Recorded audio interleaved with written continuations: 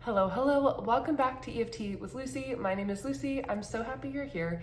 Today we're going to be doing a very short tapping session on quieting your inner critic and trying to take the power away from it. You know how a bully can always pester you and you can always feel like you don't have the right comeback in the moment.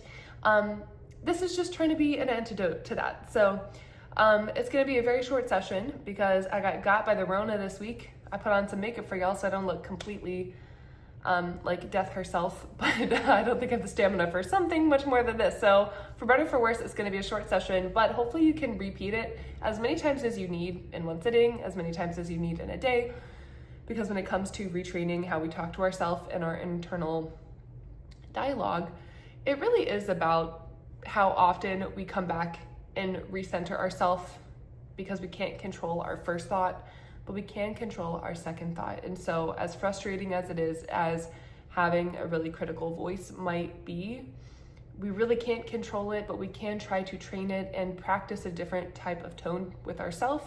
And eventually, the more that we practice that new tone, the more that is going to be what is adapted by our brain, because our brain, we have thousands and thousands and thousands of thoughts in a day, but somewhere between 70 and 95% of our thoughts are repeated from the day before. So the more that we practice, the more that we're going to start to slide in the new way of thinking into our repeated thoughts. And then it just becomes the way that you live. And that is what I want for you, because as someone who can have a very critical internal dialogue, nobody likes that. Nobody needs that. It's not helpful for anybody, but sometimes it feels like it's helpful and the right thing to do, and it's just not. So let's get to tapping.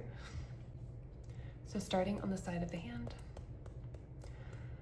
I have this critical voice. And it's like it follows me all day long.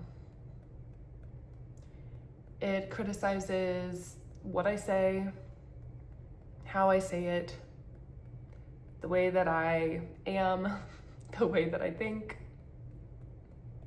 and whatever else it does, whatever else it wants to pick on. And it sure is effective. And maybe it picks on this one part of myself so much that I feel like there is something wrong with me. Like I'm too loud, or too quiet, or too much, or too boring, or fill in the blank. There's a part of me that knows I'm not too much, or not enough, which I know is just two faces of the same coin. But this voice gets so loud sometimes that it's really hard not to believe it. So even though I've really been hearing this critical voice blaring on max volume, I'm loving and accepting myself. I'm acknowledging that that's a really hard thing to hear. Nobody likes to be criticized all the time, but it feels really hard to stop.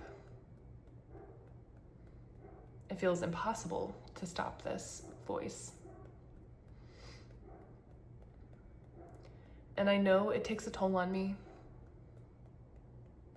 but every time I try to grow and do something different, it feels like it comes back and attacks me.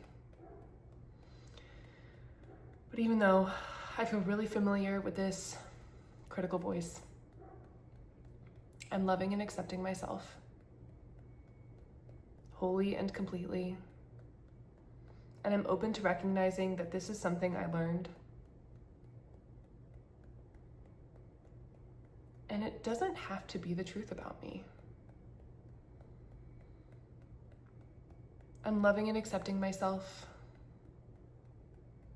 sending extra love to the part of me that has to hear this, and extra love to the part of me that feels like she has to say it. Take a deep breath in, deep breath out. Great job. Drink some water and we'll start on the top of the head. Starting on the top of the head, I feel so familiar with this critical chatter. that goes on inside my brain. Maybe about a lot of different things. Or maybe about one specific thing that matters a lot to me. It feels so familiar to me that I've almost stopped to question whether it's even my voice or not. Spoiler alert, it's not mine. And I haven't even stopped to question if it's true or not. I've just been operating as if this critical chatter about me is true. It's like I have this full-time board of haters looking over my shoulder at every single thing that I do. And it's exhausting. I'm realizing how much it takes a toll on me physically. Maybe it hurts my heart. Maybe it makes me shrink. Maybe it stops me from putting myself out there and trying new activities. Or switching up my habits. Or pursuing things that bring me joy.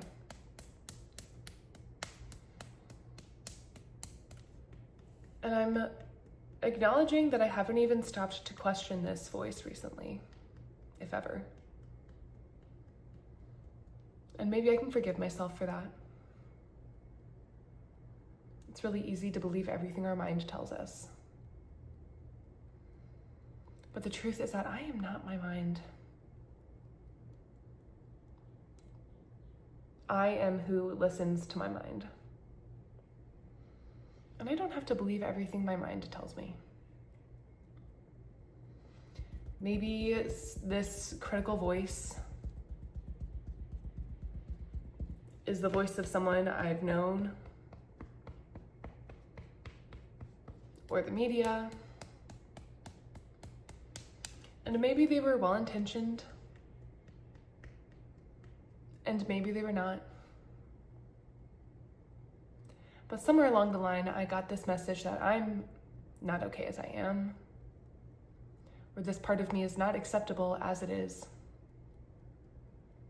And that's very painful. So as much as I want to believe this criticism, I'm choosing to know that I have the power to reject it. And I'm choosing to know that there is another feeling available to me than feeling bad about myself. Even though I might feel really familiar with this feeling that this inner critical chatter evokes. Whatever that looks like for me. Shame, guilt, fear, anger. Even though I might feel really familiar with this, and maybe I feel comfortable with it, I really want to get out of my comfort zone.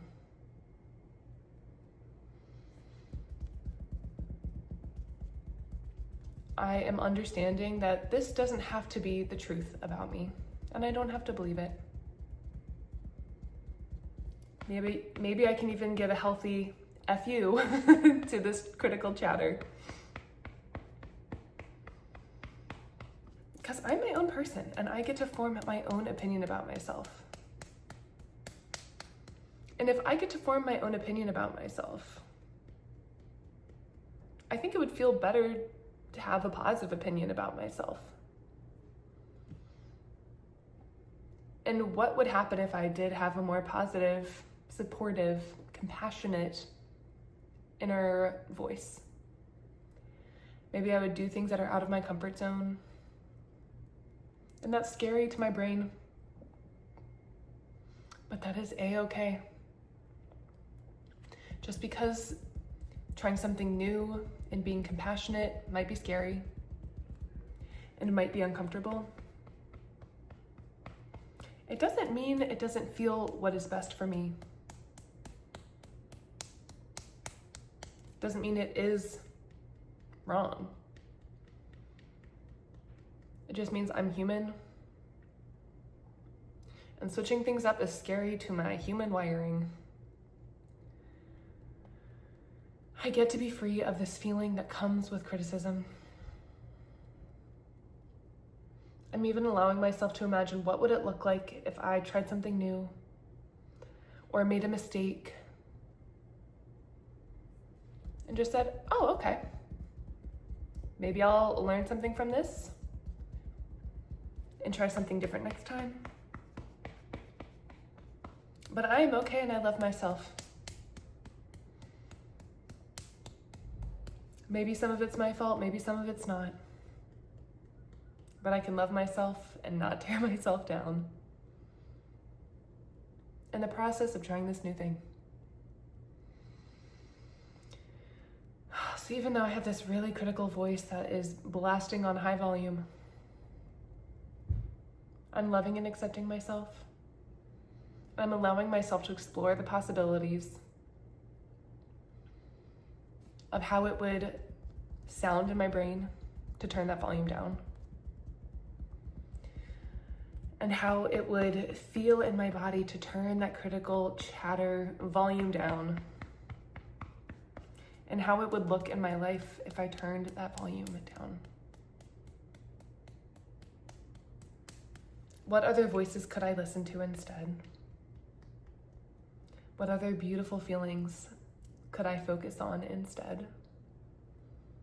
What other compassionate, constructive actions could I be focusing on instead of that criticism that has been so loud for so long? So I'm forgiving myself for being critical, sending love to the part of me that has had to endure that criticism,